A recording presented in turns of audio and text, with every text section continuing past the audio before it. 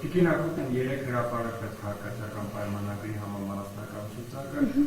Արդ է, որ այն գլխավորել են Քոթաշին, ըստերության ինքը լինել է ձեր վարչապետ թեկնածու, բայց ցուցակի առումով կարծես թե որևէ անհապաղ չկա, հին դեմքերով մասնակցում եք ընտրությունների, ինչու փոփոխությունների չգնաց քաղաքացիական պայմանագիրը դեմքերի առումով, ինչն էր հարցը այստեղ։ Շատ լավ։ Մենք միշտ էլ ասել ենք, որ որևէ այդպես աշխարհացուն անակնկալների մի սպասեք, որովհետև ողջ այս process-ը մեր ցուցակի ձևավորման եղել է ձեր աչքի առաջ, կհիշեք, որ նախ մարդիկ ով ցանկություն ուներ լինելու падգամավորի թեկնածու հայտ էր ուղարկել, հետո մենք վարչությունը արդեն շատ երկարատև դուք եք տեսել եք նաև վարչապետի հրապարակած տեսանյութերով այդ թեկնածուներին լսել է, հաստատել է ցուցակը, հետո երկրորդ փուլ ենք ունեցել ընտրությունների եւ այսինքն այն մարդիկ են, որոնք ցանկություն ունեցել են լինելու քաղաքացիական պայմանագրի ցուցակում եւ որոնք նաեւ անցել են մեր համաժողովի, մեր կուսակցականների ֆիլտրով, ստացել են համապատասխան ձայներ եւ ըստ այդմ ռեյտինգը ձևավորվել է։ Սա է։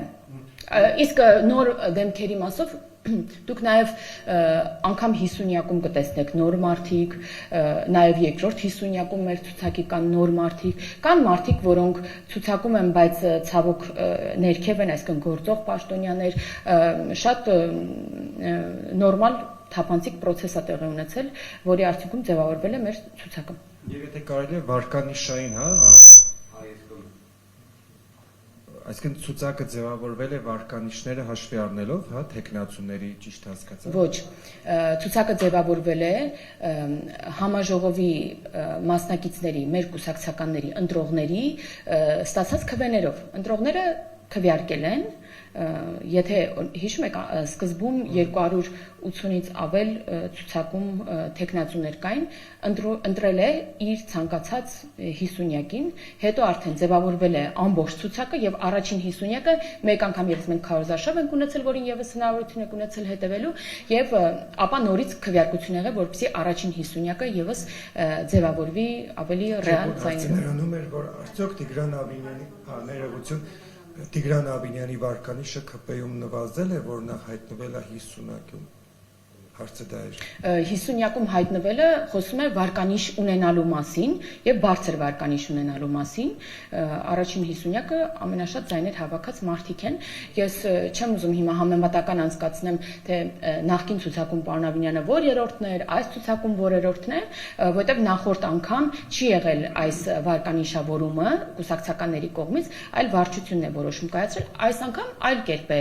տեղի ունեցել ձևավորումը, դրա համար համադրելի դեպքեր չեն, էլի, որ ասենք այն նախորդ անգամ համաժողովը գտել էր, որ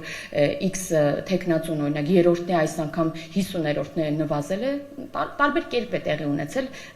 ձևավորումը։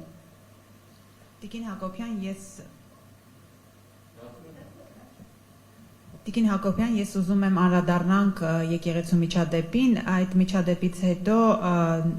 երիտասարդի մայրը դիմել էր կրթության, գիտության, մշակույթի, սպորտի նախարարին, որպես երաշխավոր կանգնի, որպեսզի կալանքի որոշումը փոփոխվի։ Ես ուզում եմ ձեզ հարցնել, դուք որպես падգամավոր, արդյոք եւ որպես մայր, արդյոք չեք կարծում, որ կարելի է այո երաշխավոր կանգնել, կալանքի որոշումը փոխվի եւ օրինակ դուք հնարավոր է նման առաջարկով հանդես գաք։ Ես որպես կին, որպես մայր, որպես падգամավոր շատ ցավում եմ միջադեպի համար, բայց պետք է հաշվի առնենք, որ տեղի ունեցել միջադեպ չափահաս մարդու մասնակցությամբ, որին իրավական գնահատական է տրվել։ Այստեղ քաղաքական խոսակցություն չկա։ Մենք մեր քաղաքական թիմով այս հարցը չենք քննարկել անգամ, որովհետև քաղաքական գործիչները կապ չունեն միջադեպի հետ այնքանով, որ որոշում ընդունեն դրա հետ կապված այս առումով։ Բայց մյուս կողմից, օրինակ նույն քաղաքական գործիչները կարծում եմ այլ հանձնառություն պետք է ունենան։ Պետք է հասկանանք, որ այն ատելության մթնոլորտը, որը տևական ժամանակ գեներացվել է հանրապետությունում, ինչի արդյունքում 18-ամյա երիտասարդը նման ագրեսիվ վարքագիծ է դրսևորել եւ հարձակման փորձ է տեղի ունեցել երկրի վարչապետի հանդեպ, այս ամեն ինչը արդյունքն է այդ գեներացված ատելության մթնոլորտի։ Եվ այո, քաղաքական գործիչները այս առումով լիքը անելիք ունեն։ Մենք հենց այս մթնոլորտը հաշվի առնելով էլ նախորդ տարի ընդունեցինք մեր էթիկայի կանոնագիրքը եւ նաեւ կոչ արեցինք մնացած քաղաքական կուսակցություններին եւս գնալ այդ ճանապարհով, բայց ինչպես տեսակ մենք միակն էինք, որ այդ քայլն արեցինք, մեզ սահմանափակեցինք եւ այս ամեն ինչում պետք է դոշ ծեծելուց առաջ մեղավորությունը իրենց զգան նույն ընդդիմադիր քաղաքական գործիչները, որտեղ նրանք են ստիպել, որ 18-ամյա երիտասարդը ատի եւ ցանկություն ունենա հարձակվել երկրի ղեկավարի վրա։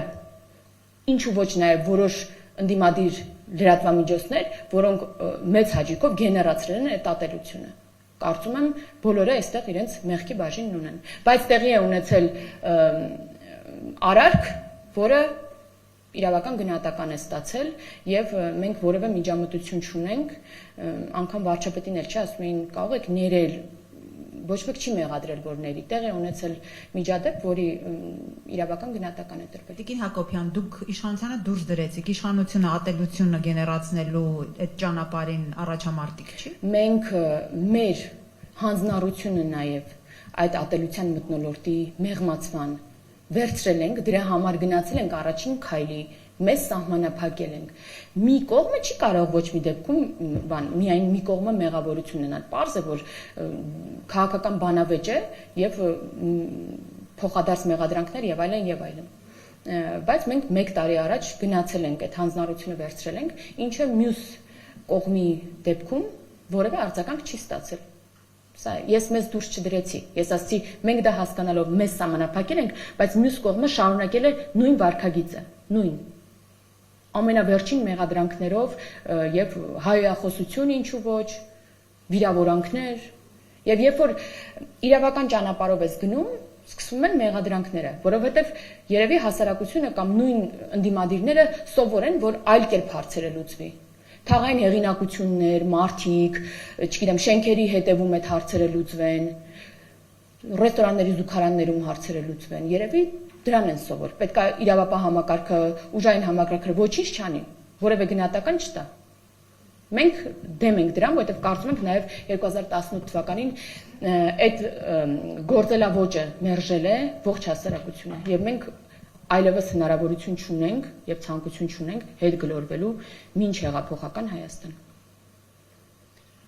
Տիկին Հակոբյան, ես ուզում եմ կրկին անդրադառնանք ձեր ցուցակի ձևավորմանը։ Հիմա որ նայում եք, այսինքն որ նայենք ցուցակին, ինչպես հասկանանք, ինչ ստանդարտներով են ի վերջո առաջնորդվել ձեր կուսակից ընկերները քվեարկությունը կատարելիս։ Օրինակ, եթե դուք փորձեք ձևակերպել այդ ստանդարտները, ապա ըստ ձեզ ինչն են հաշվի առել, ընտրելով տարբեր տեխնացուների այս կամ այն հորիզոնականում լինելու հանգամանքը։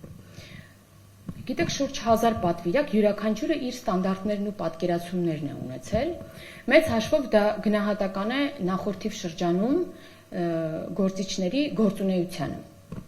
Եվ դուք միայն հանրային գործունեություն մի պատկերացրեք, նաև կուսակցական գործունեություն կա, մենք նախաձեռնող նիստեր ունենք, ունեն մենք պարբերաբար եւ մեր տարածքային կառույցներում եւ կենտրոնական գրասենյակներում եւ շատ մեր գործընկերներ հնարավորություն են ունեցել նաև այդպես իրենց դրսևորել։ Տիմերում գործունեություն ծավալողներ եւ այլն եւ այլն։ Եվ յուրաքանչյուր պատվիրակ գնահատել է յուրաքանչյուր տեխնատուի նախորդիվ գործունեությունը, կարծում եմ։ Եթե առանձին վերցնենք, ես օրինակ գնահատել եմ իմ գործընկերների եւ նախորդիվ գործունեությունը, եւ օգտակարությունը, եւ բարեվարկությունը, եւ կրթությունը, ամեն ինչ։ Եվ յուրաքանչյուրը իր ստանդարտներն է ունեցել։ Տիկին Հակոբյան, մի հատված նախընտրական ծրագրից կուսակցության, այդտեղ նշում է Հայաստանյաց առաքելական Սուրբ եկեղեցու փաստացի պետի հեռացում։ Դա ըստ էության սա բացառիկ է, առաջին կուսակցությունն է, որ նախընտրական ծրագրում այսպիսի դրույթ է ներառում, կարելի է ասել, նախ մինչ այս քայլերը, արդյոք հանրության կողմից այդ հակազդեցությունը վերաբերմունքը ցույց չի տալիս, որ պետք է այս առումով գոնե կանգ առնել ու որպես հետագայում այդպես հաջողություններ չեք ունենալու ու ինչպես է դա պատկերացնում, ասենք ընտրություններից առաջ, ընտրություններից հետո ընտրվելու դեպքում այս նախընտրական ծրագրի կյանքի կոչումը ոնց է պատկերացնում կոնկրետ։ Ես առհասարակ մտածում եմ, որ Կտրիշ Ներսիսյանը այս ողջ ընթացքում երբ մերժել է իր հավատացյալն իրեն, ոչ միայն հավատացյալները, այլ հոգևոր վերնախավի շատ մեծ հատված մերժել է իրեն, ինքը մնացել է սպասելով համապետական ընտրություններին։ Արդյունքում, եթե իր կոալիցիոն գործընկերները կարողանան գալ իշխանության, ինքը հանգիստ կշարունակի որպես կոալիցիոն գործընկեր արդեն եկեղեցու տեղամասում, նախընտրական շտաբում իր շարունակել իր գործունեությունը։ Եթե ոչ, կարծում եմ, ունի այնքան խոհեմություն, որ ինքնուրույն կհեռանա հանգստի։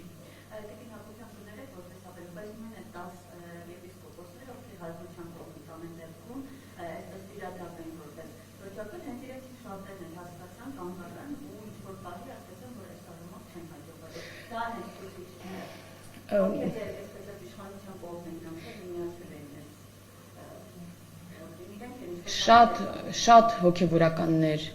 միանում են եկեղեցու նորոգման օրակարգին։ Շատերը ինչ պատճառներով, պետք է հասկանալ դեռ ինչ պատճառներով, հետ քայլ են անում, եւ եթե հաշվի ենք առնում հանրային ասված այն դեպքերը, երբ նույն Կտրիշ Ներսիսյանը ստիպում էր իր հոգևորականներին, օրինակ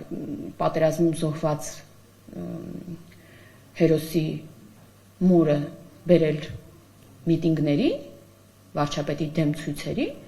կարելի է հասկանալ, թե ինչ է կատարվել, որ այո, որոշ հոգևորականներ հետ քայլ են արել։ Չէ՞ որ նա էլ հոգևոր դաշտում ունի իշխանություն եւ նախադեպերը ցույց են տալիս, որ լծակները իր ամբողջությամբ կիրառում է, վատ առումով է կիրառում, ոչ թե լավ առումով, եւ կարծում ես սրան չեմ ուզում հիմա գնահատական տալ, եւ առաջիկայում արդեն, երբ որ այդ օրակարգը ավելի տեմպը կարագանա, եւ վստահ եմ, որ ընտրությունից հետո հատկապես Կտրիշ Ներսյանը ինքը կտեսնի, որ անիմաստ էր, որ այսքան էլ սպասեց, ինքնուրույն կհեռանա։ Եվ այ հետո նոր դուք կտեսնեք, կլսեք նրա մասին այն ինչ որ մեզ լեգենդ է թվում, ինչքան իրական է։ Այնպես ինչպես հեղափոխությունից հետո նույն նախկին իշխանության տարբեր ներկայացուցիչներ էին տարբեր բաներ պատմում։ Մենք կապ չունենք որևէ նշանակման հետ, հոգևորականները իրենք պետք է գան որոշման եւ ընտրեն տեղապահ։ Մենք ինչ կապ ունենք դրա հետ։ Տիկին Հակոբյան, ես հարց ունեմ կապված օրերս Մոսկվայում տեղի ունեցած Նիկոլ Փաշինյան Վլադիմիր Պուտին հանդիպման ընթացքում բարձրացված մի հարցի հետ կապված, վստահ եմ տեղյակ եք, որ այդ հանդիպման ժամանակ Ռուսաստանի Դաշնության նախագահը խոսեց առաջիկա խորհրդարանական ընտրությունների մասին եւ մասնավորապես անդրադարձավ ռուսամետ քաղաքական ուժերին ընտրապայքարին մասնակցելու հնարավորություն տալուն։ Տիկին Հակոբյան, ձեր դիտարկմամբ Ռուսաստանի Դաշնության նախագահի այս հայտարարությունը արդյոք չի նշանակում սատարում կոնկրետ քաղաքական գիծ դավանող քաղաքական ուժերին եւ արդյոք սա միջամտություն չէ սուվերեն պետության ներքին գործերին։ Շնորհակալություն։ Այնինչ ժամանակին ենթադրվում էր, Ռուսաստանի Դաշնության նախագահը պարզ ազատ խոսեց եւ հիշում եք բառացի ասած, որ ռուսամետ ուժեր կան, իրեք մեկը չէ ուժեր, որոշներն անգամ ազատության մեջ չեն, ռուսական անձնագրով են, նրանք եւս կարողանան մասնակցել։ Սա կամ Հայաստանի օրենսդրության չիմացություն է, ինչը նորմալ է, մենք էլ ամեն ինչ չգիտենք Ռուսաստանի Դաշնության կարգերի մասին, բայց պարզաբանումից հետո արդեն կհետևենք նաև Ռուսաստանի Դաշնության մեր գործընկերների վարքագծին, բայց այն, որ այդ ուժերը իրենց ամեն կերպ այս ողջ ընթացքում փորձել են զատել Ռուսաստանի Դաշնության սատելիտ լինելու հանգամանքից, այն, որ փորձել են սլակները տարբեր, օրինակ իրենք էլ են դիվերսիֆիկացիայի մասին խոսել, այո, երաշխավոր Ռուսաստանի հետ այլ երկիր են տեսել, փորձել են իրենց կտրել այդ ռուսամետ լինելու այդ անվանումից, հիմա արդեն էլ ոչինչ չեն կարող ասել։ Սա է ամբողջը։ Երեք էլ ես նայում էի տարբեր մեկնաբանություններ, նույն Նարեկ Կարապետյանը ինչպես էր մեկնաբանում, հա,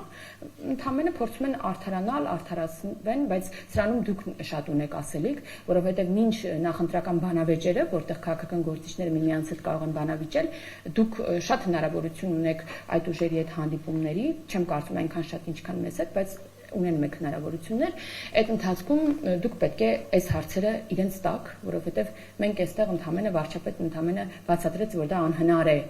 այ թե ինչու են իրենք ռուսամետ, արդյոք իրանք ընդունում են իրենց ռուսամետությունը եւ այլն, այսա իրենք պետք է պատասխանեն։ Եվ կարծում եմ նաեւ այդ նույն ռուսամետ ուժերից, օրինակ մյուսը հանրապետական կուսակցությունը հայտարարեց, որ ինքը չի մասնակցում, հասկացավ, որ անիմաստ է պայքարել ինչ-որ 1%-ի համար ձայն ունենալու դեպքում։ Ռոբերտ Քոչարյանը տեսնում եք, որ ճիշտ է չունի այդ շրջահայացությունը, ինչպես հանրապետական կուսակցությունն է Սերժ Սարգսյանն է, բայց կգնա երևի հետևողականորեն մի 5-6% ձայն փոշիացնելով, այնտեղ մնում է 1-2-3 ռուսամետ ուժեր եւ պարզ է, որ պետք է Ռուսաստանի Դաշնությունը ցանկություն ունենա պահպանել իր ռուսամետ որոշ ուժերի ներկայությունը, բայց այս առումով ուզում եմ ասել, որ այդպես, գիտեք, բան է դարձել, էլի, մեկը ռուսամետ է, մեկը արևմտամետ է, պետք է քաղաքական ուժերը հասկանան, որ ամենակարևորը հայամետությունն է եւ հայամետության շահերից է բխում բոլոր երկրների հետ, Արևմուտքի հետ, Ռուսաստանի Դաշնության, բոլոր երկրների հետ աշխարհի, աֆրիկյան երկրներ, բոլորի հետ ունենալ լավ հարաբերություններ, զարգացնել էլ ավելի հարաբերությունները, ու եթե դուք նայում եք մեր նախորդի գործունեությանը, մենք մի տարվա մեջ եւ Չինաստանի հետ, եւ Միացյալ Նահանգների հետ, ես ինչ ուժեր եմ էլի, Գերմանիա տարբեր ուժերի հետ, մենք լավարկել ենք մեր հարաբերությունները, փաստաթղթավորված լավարկել ենք ռազմավարական գործընկերություն եւ այլն եւ այլն։ Եվ սա է բխում Հայաստանի Հանրապետության շահերից, ոչ թե մի կենտրոնից կախվածությունը, որովհետեւ մենք նախորդիվ մեր Հայաստանի պատմության ընթացքում տեսել ենք եւ համոզվել ենք, որ մի կենտրոնից կախվածությունը մեզ աղետների է բերում։ Ինչ վերաբերում է Ռուսաստանի Դաշնության նախագահի Հայաստանի ներքին գործերին միջամտությանը, Դե այս առումով ես պատասխանեցի, որ միգուցե Ռուսաստանի Դաշնության նախագահը տեղյակ չի եղել մեր օրենքներից եւ հաջորդիվ մենք վարքից կկարողանանք այդ գնահատականը տալ։ Չէ, իմ հարցը մի քիչ այլ համատեքստում էր Տիկին Հակոբյանը, Հասկանում եմ համատեքստ։ մեկ երկրի նախագահը ասում է, որ թույլ տվեք, որպեսզի մասնակցեն ռուսամետ ուժեր առանց տարբերակում մտցնելու, ով է ազատազրկման վայրում, ով է ազատության մեջ եւ այլն։ Փաստն ինքնին, որ թույլ տվեք մասնակցել, սրան էր վերաբերում։ Հա, թույլ տվեք, լավ կլինի, որ մասնակցեն։ Դե ինչ կարող եմ ասել։ Ցանկություն եւ առաջարկ եղել է, որը մերժվել է վարչապետի կողմից։ Հիմա հաջորդիվ արդեն ինչ կլինի եւ ուզում եմ նաեւ նկատենք, որ այս առաջին անգամ Ռուսաստանի Դաշնությունում այս մասին չխոսվեց, էլի մենք տևական ժամանակ է ձեզ այդ հանդիպումներին հաստատ այդ առիթը բաց չենք թողել ձեր հարցերին պատասխանելուց, ասենք, որ անհնար է, չկա հնարավորություն մի քանի երկրի քաղաքացի հանդիսացող մարդուն լինելու Հայաստանում падգամավորի տեխնացու, падգամավորի։ Շնորհակալություն։ Տիկին Հակոբյան, ձեր նախընտրական ցուցակում ազգային փոքրամասնության ներկայացուցիչները ինչպիսի ներկայացվածություն ունեն եւ արդյոք այս վերջին շրջանում տարբեր կուսակցությունների միավորումը ինչ որ մտածելու տեղի տալիս է ԿՊ-ն, որ կոալիցիայի գնա։ Ով կոալիցիայի գնա ընդդիմությունը։ Քաղաքացիական պայմանագիրը ինչ որ ուժի հետ։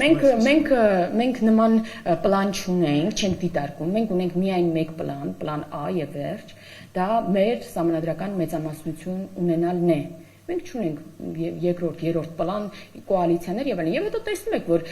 ողջ քաղաքական դաշտում կա կոնսենսուս -1 հասկացություն ընդդիմության մոտ։ Այսինքն բոլորը գնում են ընտրությունների, որպեսզի հեռացնեն քաղաքացիական պայմանագրին։ Սա միանշանակ է, ինչ վերաբերում է մեր ազգային փոքրամասնություններին, դուք այս անգամ մեր ցուցակում կտեսնեք ավելի շատ ներկայացվածություն ազգային փոքրամասնությունների եւ իհարկե մեր նախորդիվ գործունեություն ծավալած ազգային փոքրամասնության ներկայացուցիչները եւս այդ ցուցակում են, բայց նաեւ ունենք նաեւ այլ անդամներ, ինչպես համանդրությունն է, օրենքներն են նախատեսում այդ կարգով առաջ ենք ընթացել։ Տիկին Հակոբյան կրկին ցուցակների հետ կապված, հա, խնդրում եմ նշել ցուցակները կազմելիս ստանդարտների մասով դուք նշեցիք, որ հաշվի առնվել ոչ միայն նրանց հանրային գործունեությունը, այլ նաև կուսակցական գործունեությունը, նաև նրանց պաշտոնական գործունեությունը։ Խնդրում եմ կասեք, եղել են օրինակ գոլեգաներ, տեխնացուներ, որոնց ներառումը ցուցակում այսպես ի սկզբանե կտրականապես ոչի տակ է, հա, այսպես ասած եղել, այսինքն ի սկզբանե որոշվել է, որ չէ, ենթադրենք X անձը չի կարող այլևս ներառվել ցուցակում։ Մենք ամենասկզբում ունեցել ենք շատ ավելի շատ տեխնացուներ, որոնք ցանկացել են լինել падգամավորի տեխնացու, բայց արդյունքում հաստատվել է ավելի քիչ մարդկանց տեխնացությունը։ Բնականաբար վարչությունը, ով պատասխանատու էր գրանցման համար տեխնացուների, իրավասություն ունեցել է որոշ գործընկերների գրանցումը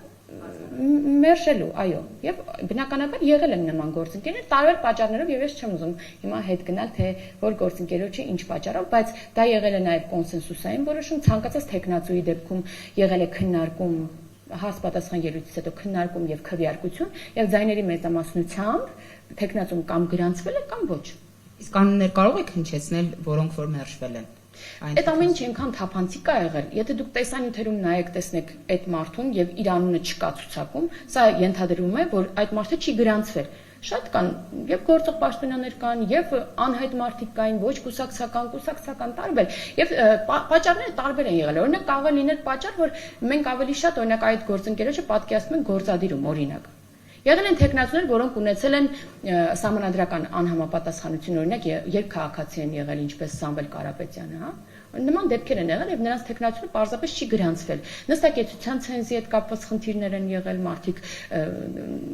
ինչպես սահմանադրությունն է, հա, նախատեսում նստակեցության ցենզին չեն համապատասխանել, այլ երկրում են ապրելուց եղել եւ այլն, ինչպես Սամվել Կարապետյանը։ Հավանիչ տեսանյութը եւ բաժանորդագրվիչ նորությունները բաց չթողնելու համար։